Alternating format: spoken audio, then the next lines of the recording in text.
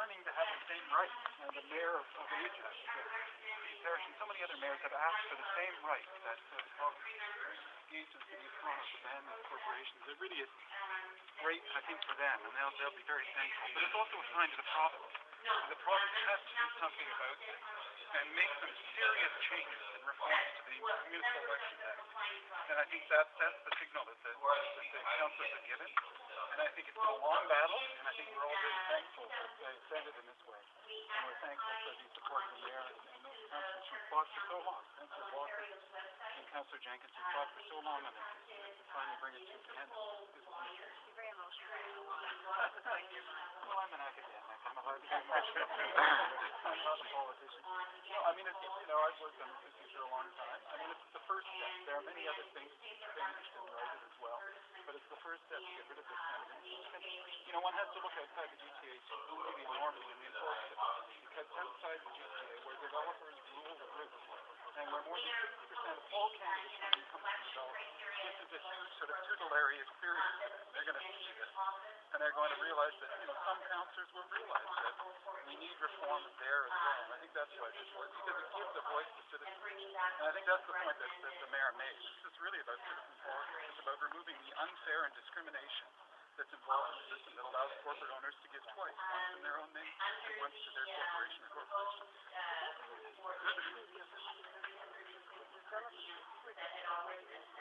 As individuals. I have no objection to that. All developers are individuals. They vote as individuals. They have a right to give. I have no problem with that. We can identify them. Councillor Moscow did the work for us. Actually, not today. We knew who all those individuals were. He identified them and had no problem. So I assume that we'll have no problem continuing to track that. And we'll be able to see how individuals exert influence through their own individual contributions. But it will only be through that. It will not be through all of the corporations that they control as well. And that's why it's so important. It also, gives a chance for candidates who cannot rely on corporate money to have a chance to win in an election. Because corporations do not give money equally to all candidates. They don't support candidates who come from underprivileged groups. I mean, my research showed that. They tend to focus on winners. They tend to focus on candidates who are incumbents. And this levels the playing field and says that candidates who come from underprivileged groups now have a fighting chance to win an election. And that is a huge victory for citizens in the city of Toronto. So I'm emotional about that. Robert McDermott, professor of political science at York University. Yeah, M-H-E-R-M-I-T. This was a grueling debate. It was. It's the whole day, and as emotional as you are, I think as many people back there were holding back tears at the possibility of losing. Sure. Were you surprised at the intensity of the rhetoric? No. I mean, it's important. Politicians feel this intensely. It has to do with their livelihood. It has to do with their ability to win office. They believe.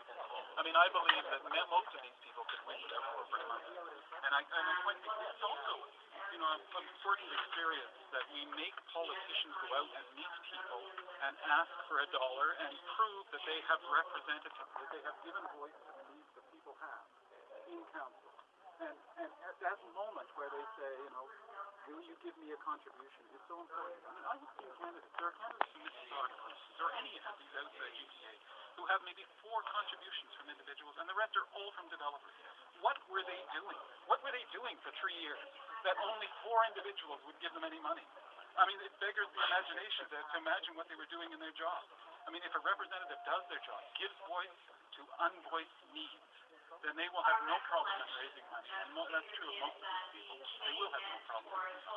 So, I mean, a lot of it was about a worry and a concern about being elected, but it was also about, let's be honest, it was about people being pressured to accept money from other interests who have a voice, who want a voice represented, and that could be developers. I mean, clearly they not only try to influence council through donations, but they also try to influence them by arranging who runs, and that to me is much more important.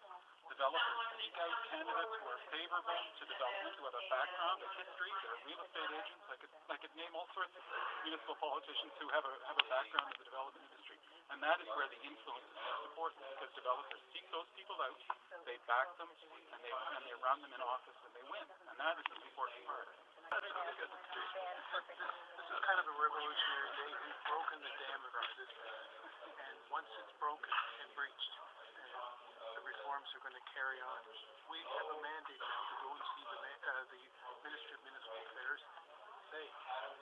Councillor Jenkins and Councillor Lee and I have arranged to see him to say we've done it. Now we want you to change the Municipal Elections Act for the rest of the province of Ontario, and by extension, we want you to apply the same rules to yourself that you can now apply to municipalities. Well, what's the specific for making this 2010? Here, I think it's a breath of fresh air. I think we'll have a phenomenal. This is going to be a really significant evolution. It may not be a revolution this time, but I think that we're going to have a whole new group of candidates who are going to be putting themselves forward to run, and I think we're going to be looking at a much more neighborhood and citizen-oriented council in the next term than we have right now, and it will be built on this is the first brick in that foundation. And explain how that would happen.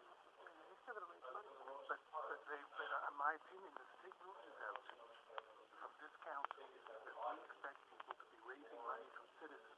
Councillor Jenkins and I have done it for several elections, and it's doable. And then you have one obligation, and that's to the citizens and to the neighborhoods that you're elected to defend here at City Hall. And look at the big picture, but also look at the interests of your neighborhoods. That's your loyalty. And I think you're going to have more and more candidates being able to say, I can go out and raise it because that's what City Hall wants us to do. And we can compete. The significance here is that over time we will have more and more representatives that will be more representative of the people that they are supposed to represent, the people that elect them.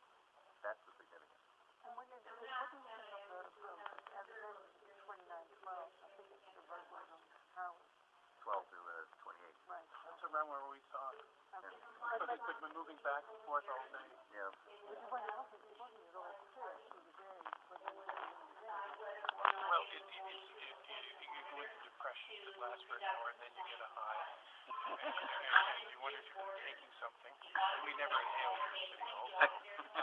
And so we've been up and down counting the numbers, worst case scenarios, but we always thought we had the numbers, but they were at times really they were evaporating on us. But in the end, they held. People saw the sense of this.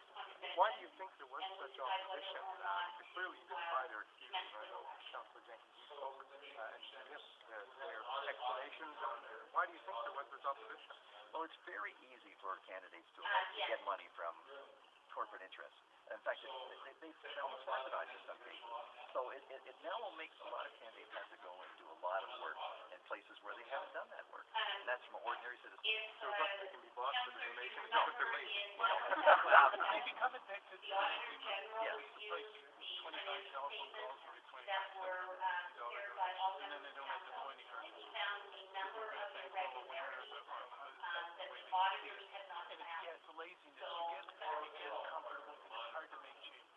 We've made a decisive change here in attitude. They buy into it. Even the city members, they'll find it exhilarating, raising smaller donations and getting that feedback when people touch them in the communities they're supposed to represent. How long have you been pushing for this one? in the opinion of the auditor, We pushed it, and then Councillor Jenkins got elected in 2003. We pushed it together.